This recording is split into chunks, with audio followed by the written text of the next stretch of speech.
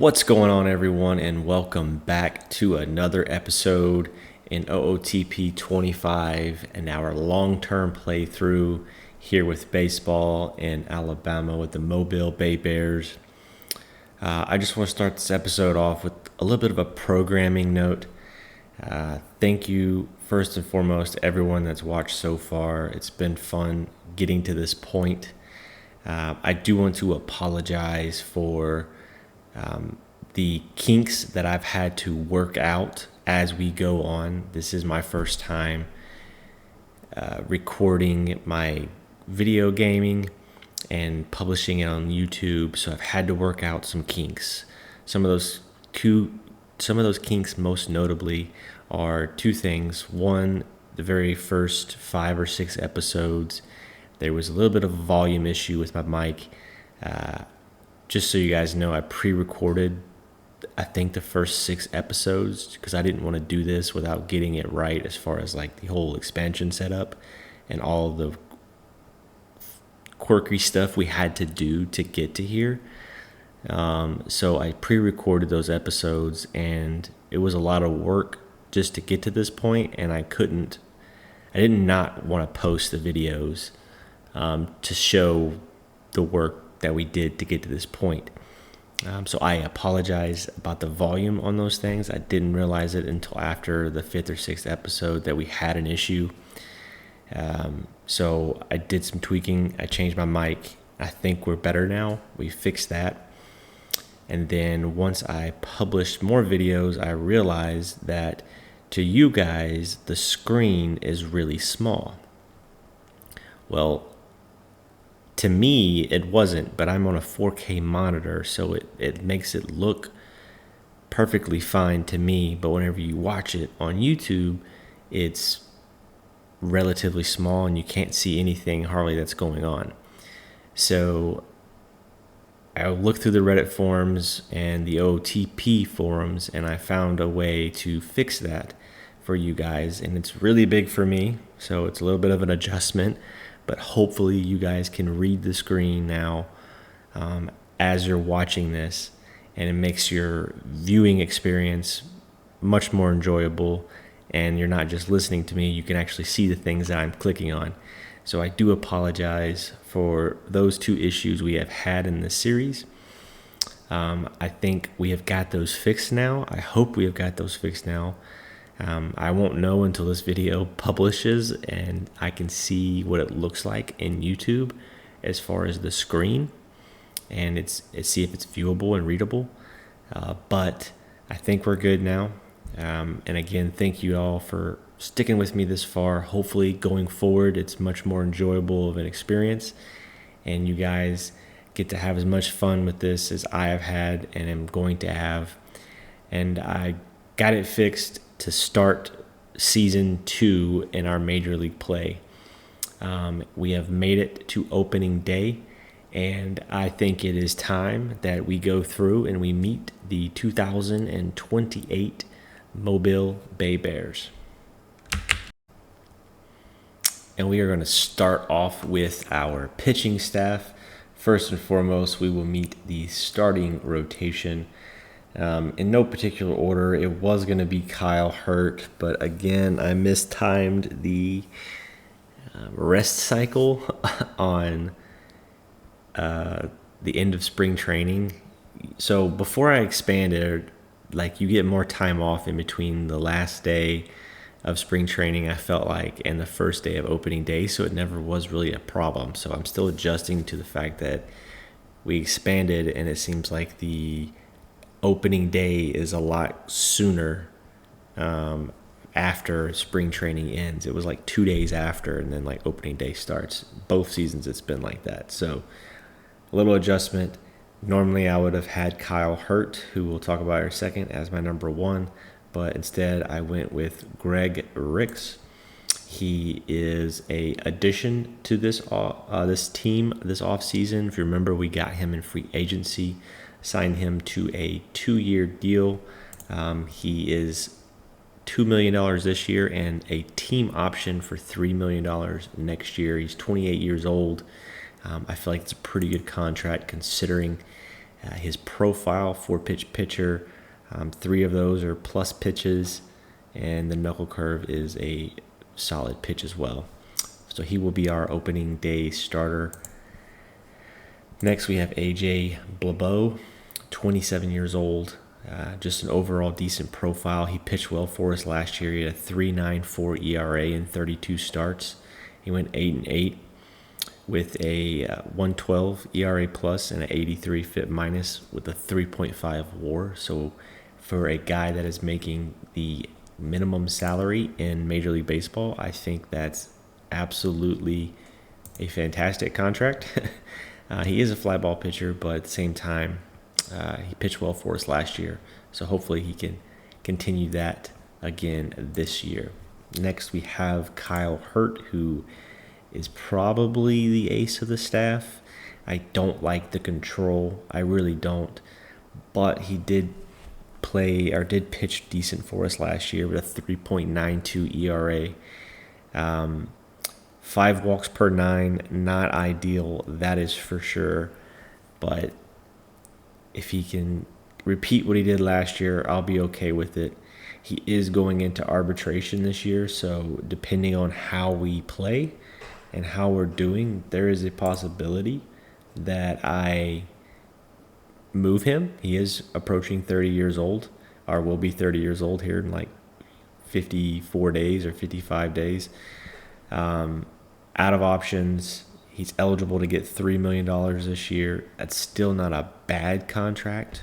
It's not a ton of money, but I'm not stuck on him just because of his control. So we'll see how the season plays out, but he's definitely someone that can probably have some trade value. Next, we have Brent Hedrick. He is our lone lefty in the starting rotation. He was in our rotation last year, didn't do so hot. 5-11 with a 5.10 ERA. I love his personality. He's got good stamina. He definitely is an extreme fly ball guy. I'm not sold on him being in the rotation. You will see that there's some other people that possibly could fit into this rotation. I did want a lefty in there, so I went ahead and put him in there. He is eligible for arbitration this year, so another guy that we could potentially move if we wanted to. Not the greatest profile for a starting pitcher, but nonetheless is going to be in our rotation for now. Our 5th guy is Mason Black. Probably not a 5th starter on this rotation, but he is 5th right now. Mixed bag for us last year. He bounced back and forth between the major leagues and AAA.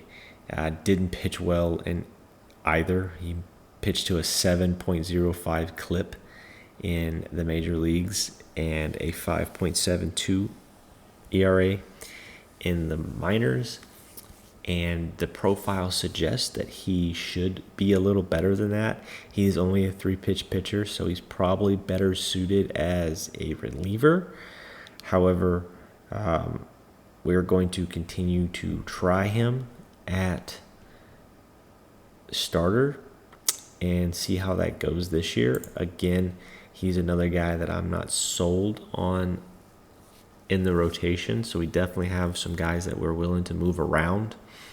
I'm still not 100% that those 2 last guys are going to be in the rotation come 2 weeks from now. I might swap out for some of these guys over here. So in the bullpen, we'll start with the closer, Carlos Hernandez. You might remember this was not our closer last year. He was a setup guy. He was 5-3 with the 4th, or actually, sorry, he was not even on our team last year, I meant to say. We picked him up in free agency and made him our closer this year. Did okay in Texas with a 4.50 ERA. I think he's going to be a little better than that. He did have 10 starts in Texas. However, we're going to sign him as a closer and see if he's okay with that. He wants to be in the starting rotation, so we'll see. If he doesn't like it, then we can move him out. If he gets a attitude about it and sends me a message. But we're going to try him in the bullpen and see if he can, get some saves for us. I know he's done some time as a closer, so that is why I did that. He just expects to be in the rotation, but we shall see. I think he could be a really decent closer for us. Next is lefty Cody Funderburk. Also a decent profile. Don't like the control again. Did not do great for us last year. The 8.05 ERA and a 5.5 ERA in AAA. He did spend some time down there, going back and forth. He did have 10 saves in AAA and 10 holds in the majors. He's only making the major league minimum. He is eligible for arbitration, but I don't know. He's another guy that we could potentially move because of that control. I like everything else. I'm a control guy. I don't like walks. He's averaging 6.7 walks per 9 innings. It's not a thing. that explains why he had a 8 ERA. So if that continues, he might be a very quick move for us. All right. Next is Josh Sborz. Love this guy's profile. I don't know why he struggled so much last year. He did have a lot of walks, but that shouldn't be that many. I mean, the control's not great, but it's not bad at the same time. He is fragile, so I know he got hurt last year, and that's ultimately why we moved him out of the closer role. He was our original closer, and we moved another guy in, and then we just kind of kept it that way because the other guy was doing well, and we'll get to him in a second. But we're going to give this guy another shot and see if he can't be a good setup guy for us, and then if he is doing well, maybe he can get another shot at the closer role if Hernandez isn't. Next is Isaiah Campbell, 30-year-old ground ball pitcher. Overall, just a solid profile, good leadership, good financial ambition. Says he's a vocal leader in the clubhouse, so hopefully he can do a little better than last year at a 5.32 ERA.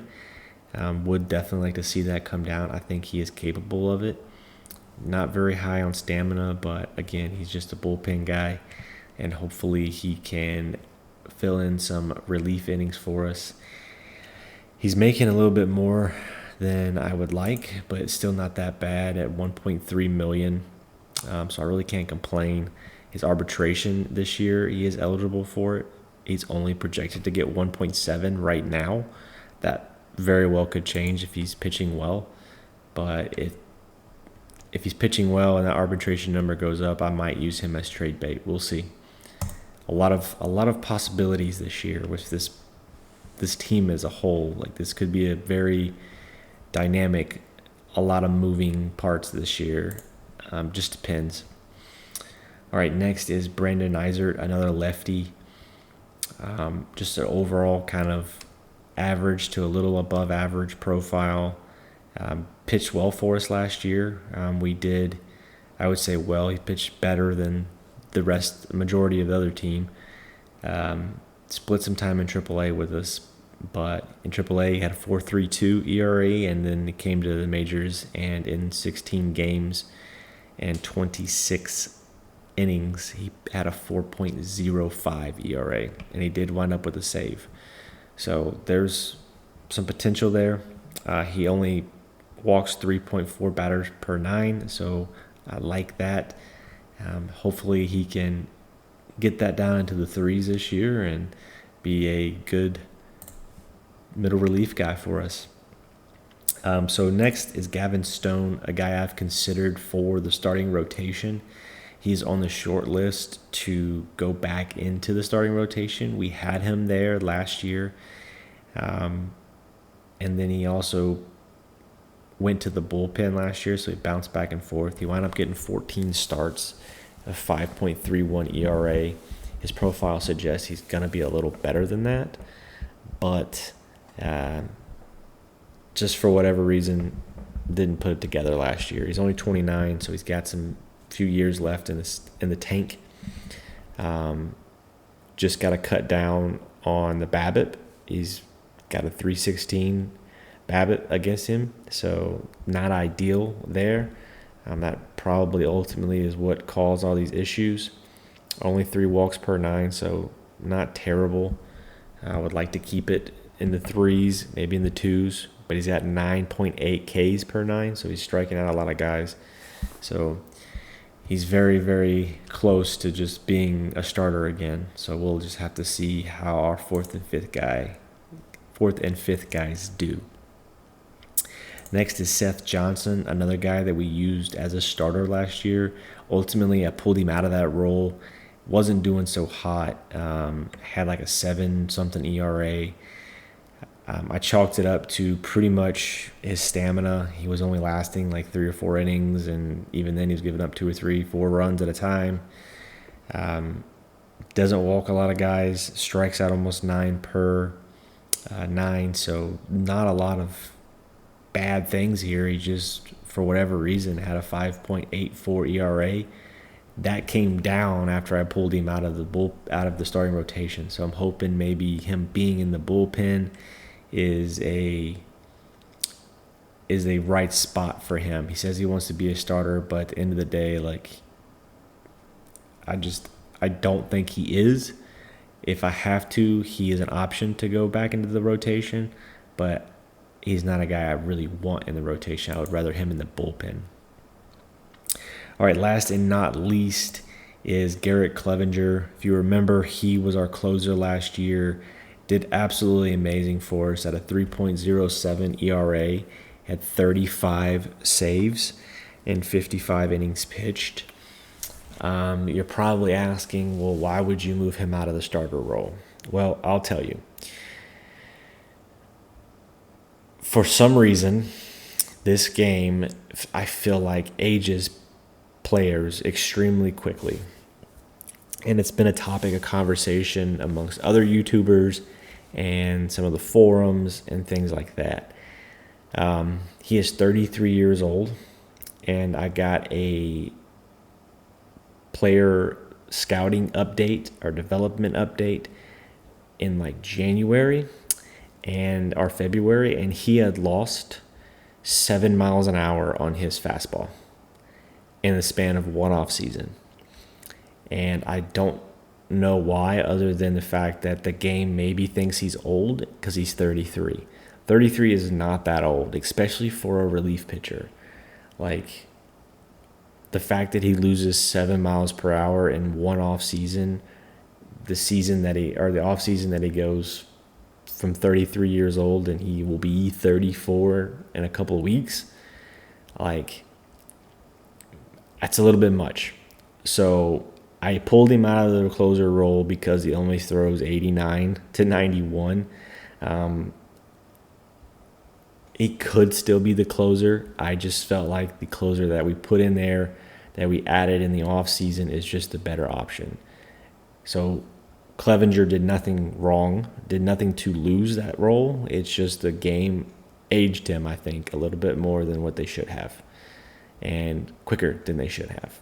So it's his last year in his contract. This will probably be it with him for us, and hopefully he can just be a productive member of the bullpen.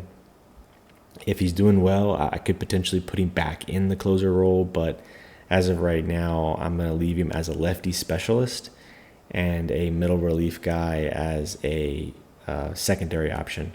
So is what it is.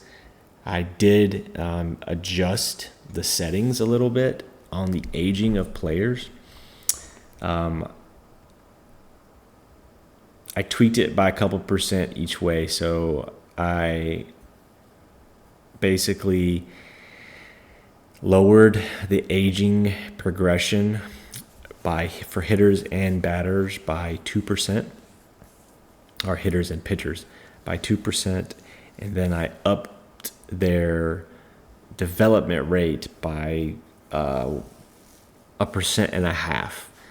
So I'm hoping maybe that offsets everything, right? So they'll develop a little quicker, and I can get them in the major leagues a little bit quicker, and they'll age a little less. So when they're 32, 33 years old, they're not dropping off considerably like this guy did in one off season.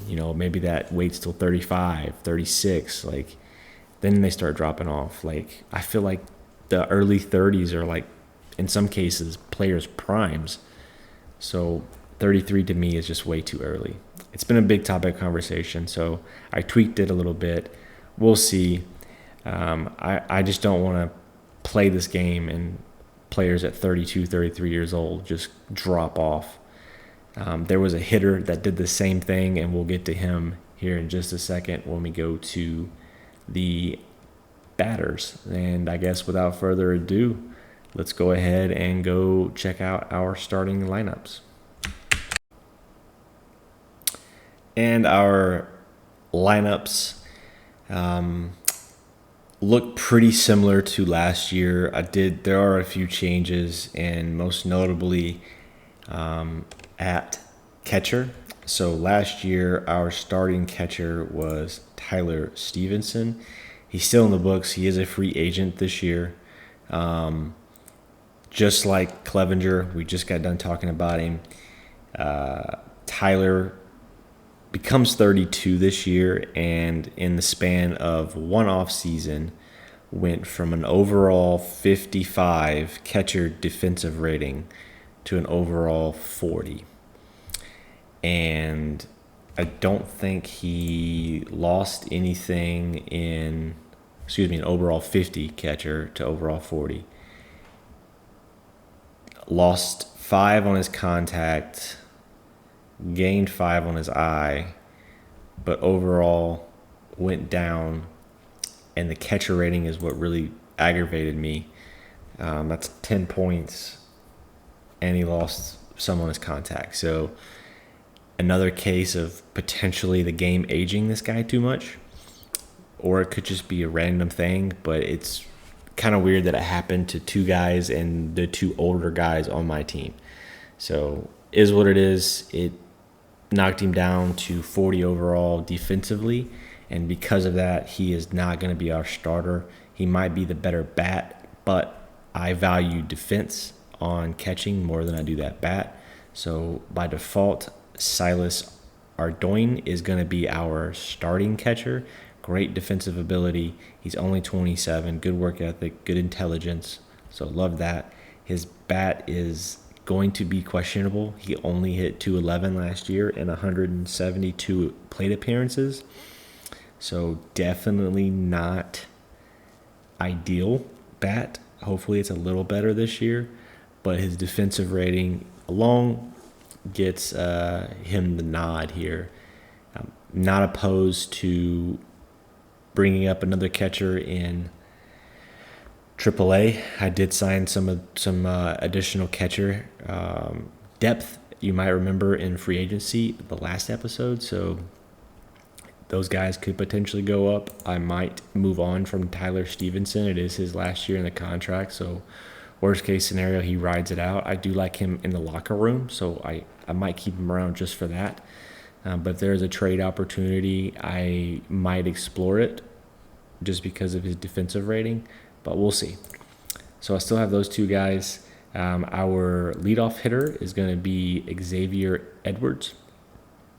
Did solid for us last year, hit .262, 2 home runs, 54 RBIs, 33 stolen bases, only struck out 68 times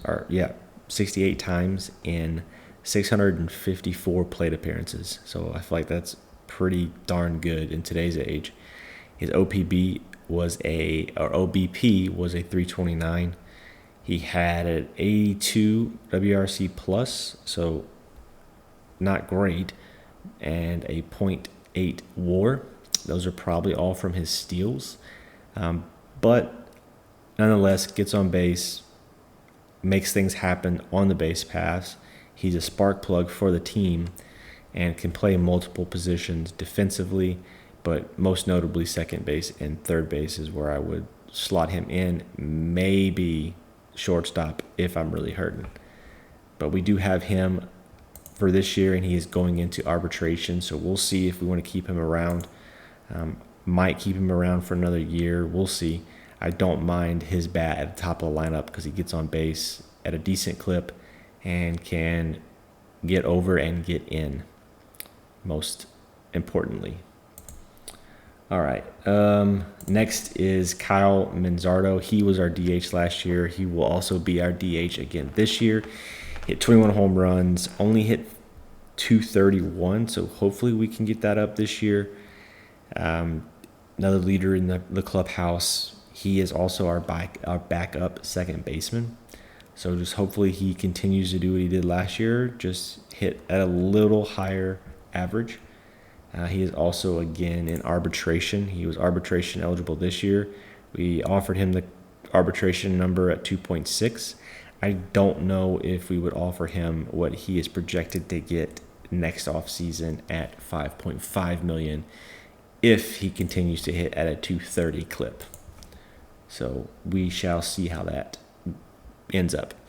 Next is our new prospect to the team. He was in the minor leagues all last season, and I debated on whether or not I wanted to bring him up, and ultimately he had an amazing spring. He hit like 400 in the spring, and he played almost every game. Had a great season last year to me. I mean, he hit 22 home runs, 65 RBIs, hit 291, only struck out 69 times in almost 500 plate appearances, stole 12 bases.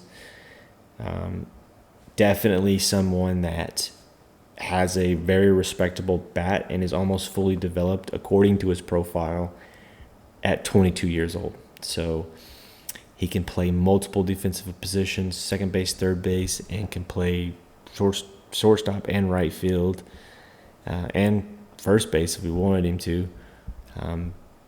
Can do it all at a very respectable level.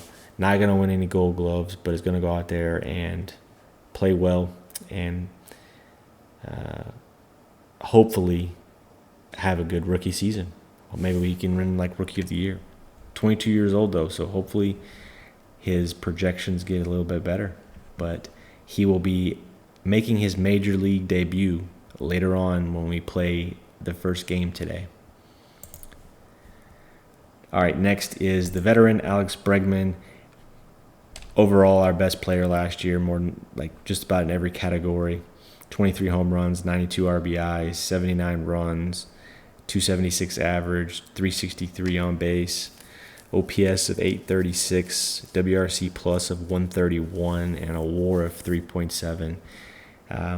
He was the other old player that I was worried about after I saw the other two updates, but he had no real regression. So hopefully it stays that way. We'll see.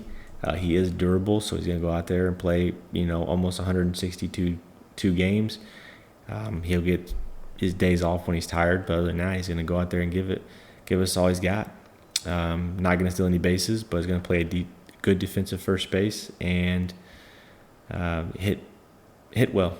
He is getting $5.8 million, and this is the last year of his contract. And I don't think we'll be re-signing him due to our depth at first base in the organization.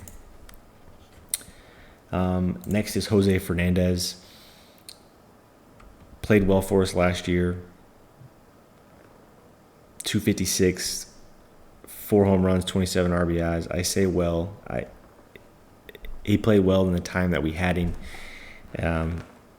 Only 285 at bats. Plays a very good second base and third base. So he can slot in. He is going to be our second baseman. He's only 24 years old, a decent hitting profile. So hopefully it's a little better this year. When we had him last year, I think there was some injury issues last year. Yes. Well, that wasn't last year. Oh, what it was is he was the utility guy last year, so he didn't get an everyday start. So hopefully getting everyday starts this year helps him hit a little better and be a little bit more productive. But considering he was a utility guy last year, I think that's a solid season. We're going to slot him in at our shortstop. Sorry, didn't think I mentioned that, but shortstop. Next is going to be Nick Gordon. Forgot where I put him. Nick Gordon is going to be our second baseman.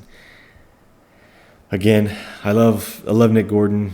It's a super good value. I feel like he is in his last year of his contract, and he's 32 years old. So hopefully he does well for us this year, and maybe we give him another year extension or two. He's a very good guy for the clubhouse, and he plays multiple positions. So we'll put him at second base and see how he does every day this year, or as an everyday player this year. For the most part, was every day last year. Hit 242, only 27 homers and 27 RBIs. Or 2 homers and 27 RBIs. God, I wish he hit 27 home runs.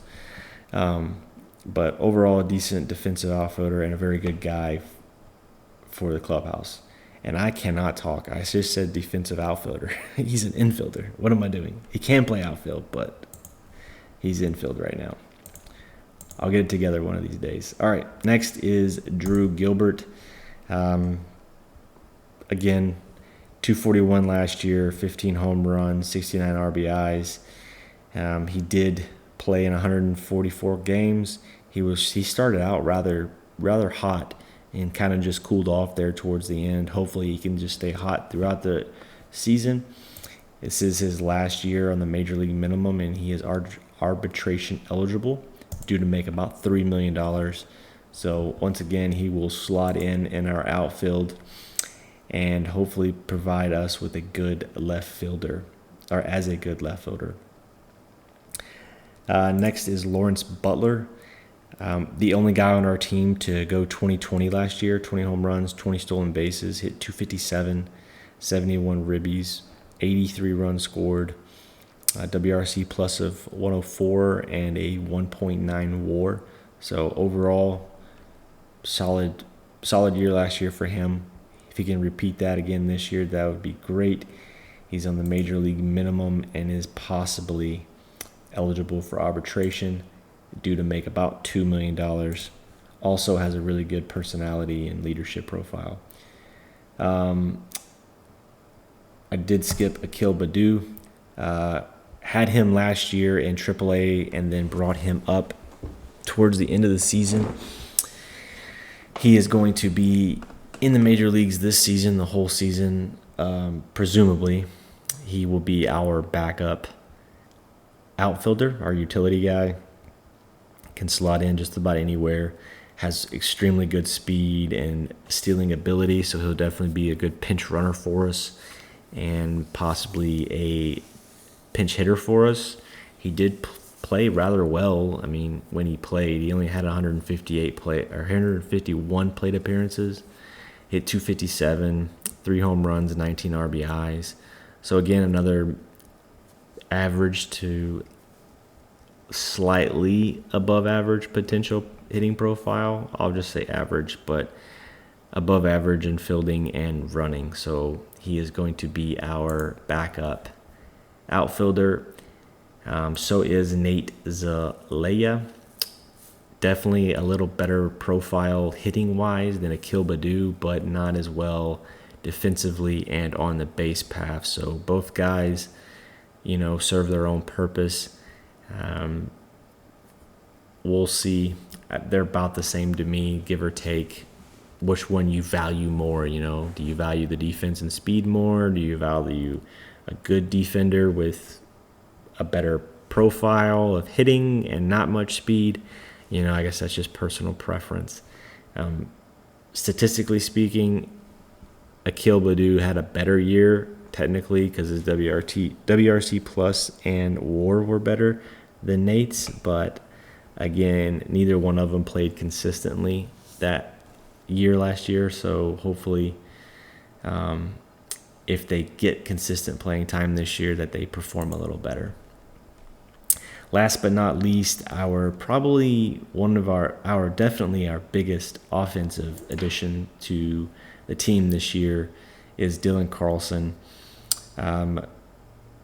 Solid hitting profile, a great defensive profile. I shouldn't say great, above average defensive profile is gonna, I think, be a definite upgrade in our outfield. If you remember, our starting center fielder had a broken kneecap last year and was out for like 9 months, and I think he still has like 2 or 3 months left in his injury. I'll have to go check after this.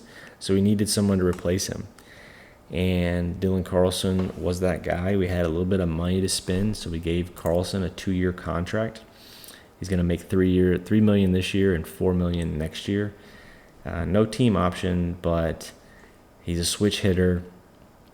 He's only 29, so I think he's going to relatively maintain his development, and as a switch hitter can play every day for us in the outfield. Hopefully he can stay healthy and be the guy that we need in the outfield. And then when the center fielder comes back, we will look at where we will put Dylan Carlson and who we might move on from in the outfield.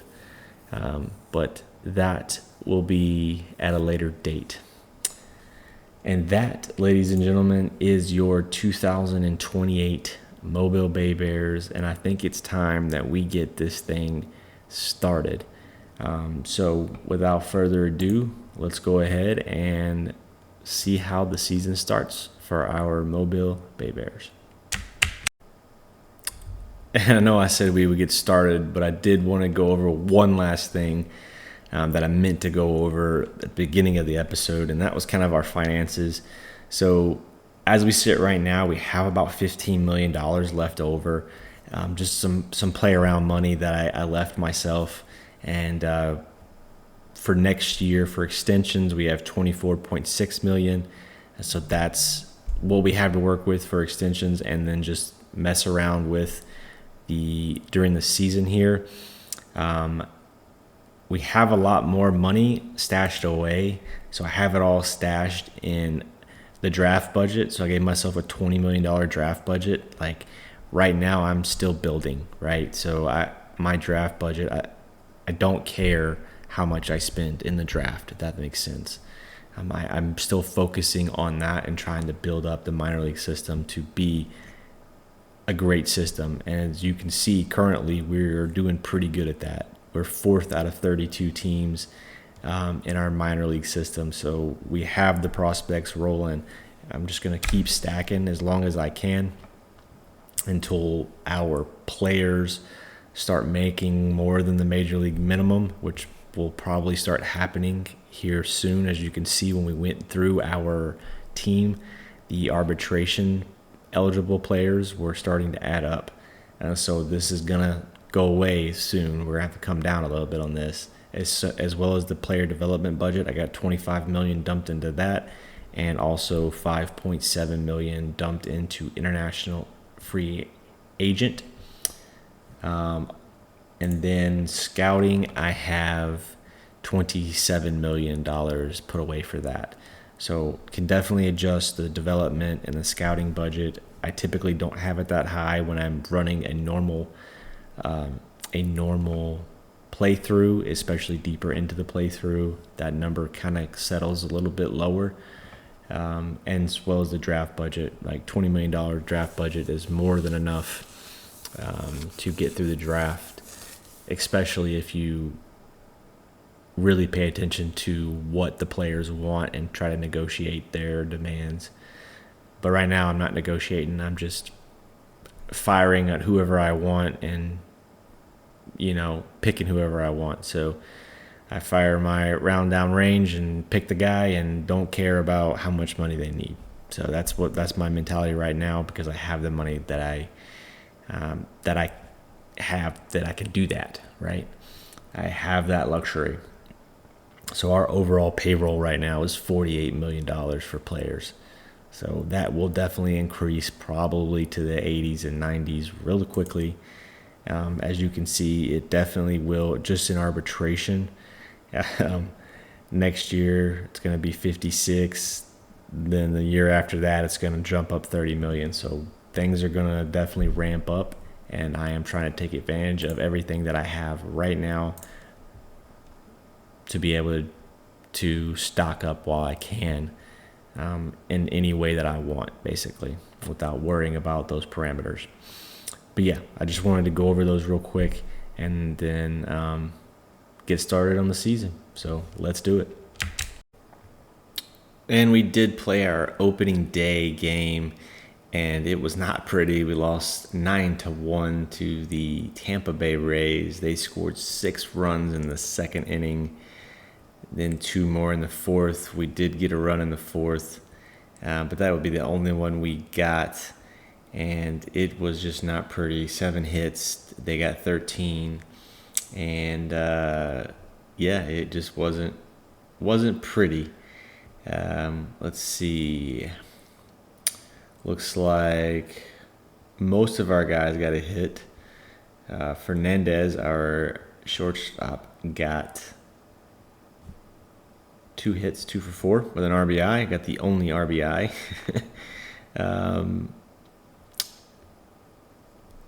Ricks with the loss, gave up 6 earned runs in 1.2 innings pitched. Garrett Stone came in on relief and gave up 2 earned runs in an inning and a third. Seth Johnson did the same, gave up an earned run in an inning and a third, and then Mr. Eisert pitched 3 2/3 inning and only gave up 1 hit. So that is definitely a good sign for Eisert. You know, maybe he's auditioning for that starting spot. But that is how our 2028 season gets underway. Additionally, our center fielder that broke his kneecap is recovering well and is making great progress. He'll be back to 100% in about 4 days. So Jay Allen, you guys might remember, was our starting center fielder basically because of his fielding ability. His bat is not what got him there, although he wasn't doing terrible. He was hitting around 240, 9 home runs and 39 RBIs in 368 at bats. So wasn't great, also wasn't terrible. His defense is what had him in center field. He does have 3 option years left on his contract, and I'm very tempted to put him back into the minors. He is only 25, so he'll definitely get a rehab assignment, and then we will have to go from there on what we want to do, or I might just throw him straight into the minors and see how he does without a rehab assignment. So I don't even know if I can do that. I don't know if I've ever done that. We'll see. But that is how our 2028 season started. So we will sim ahead a little bit and see how it goes after the first couple weeks. And we have simmed ahead to the first through the first 9 games. We are not off to the greatest of starts. 3-6 in our first 9 games. Pitching has not been great. And we also received our first suspension of the year. Brandon Eisert was involved in a benches clearing skirmish. He received a 5-game suspension about 4 days ago, so he's only got a game left of that, and he will be back with us. But that was a very quick suspension to start the season. And now it is draft pool reveal day. So as you can see, quite a few solid prospects. One most notably right here is Ted Kelly, a 21-year-old shortstop. Ooh, very interesting. Love the fielding ability and the fact that he's already 21. Probably could slot right into, I would say, at least high A. I would probably start him in high A. Yeah, because he'd be in the Southern League. So I would probably start him in the South Atlantic League and then give him there for the year and then push him to Double A next year. But it's already a almost 2-star, star and a half prospect. Good bat, good contact. It's going to be an overall just a decent bat. Good loyalty, work ethic, intelligent, everything you really look for in a young player. And is only wanting 8.5 million. So if he's on the board, he's going to be hard to pass up. Anybody else that stands out? Nothing crazy. Let's look at this 21-year-old. Similar hitting profile, but just not the same defender. I don't only play shortstop, but he could be obviously taught to play other. He's a left-handed bat. I didn't even look at the other guy. I was so excited about everything else. He's a right-handed bat. So definitely kind of on the top of my list. I'll go through these guys and kind of look and see who I want. But on any given year at 8.5 million, I feel like that's a pretty good deal for that guy. Jim Graham. What about this guy? The number one. Okay. Great speed. Good defender. Decent defender. Not going to hit for power, though. I already have 1 million of those guys, so I don't need to draft him probably. I have plenty of first basemen right now.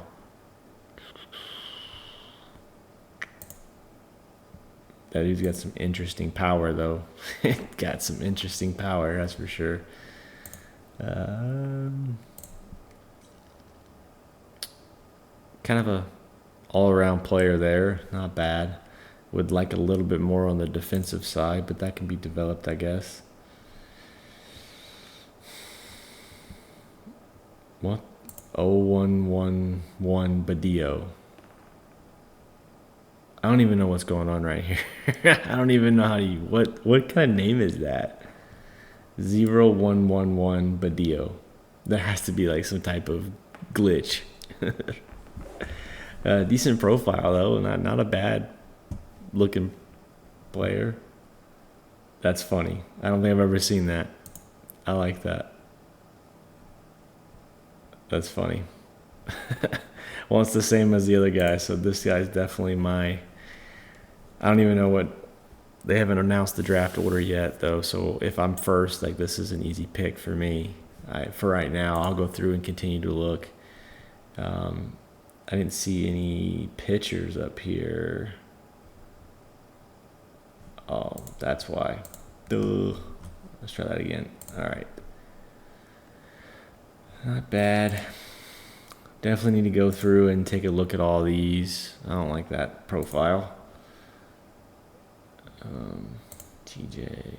Ooh, okay. Got some decisions to make here. Got some decisions to make, that's for sure. But, yep, that's okay. We will go through those offline. This episode's getting a little long. I really appreciate you guys getting the season started with me and bearing with me as we get this thing rolling. Hopefully, next episode we can get this thing close to the first-year player draft, if not in the player draft, and see where we stand, see how this team plays out, and where we are closer to the middle of the season. This is a very, short observation of this team so far this year. Not great, not terrible, but definitely not great. Starting pitching has been absolutely terrible, as you can see on the screen. I honestly don't even want to discuss it. I thought it would be a little better than that. But nonetheless, it is early in the season, so hopefully they round into form and can be productive for us. But without further ado, I'll go ahead and end this, and I appreciate you guys watching, and I will catch you all in the next episode. Have a good one.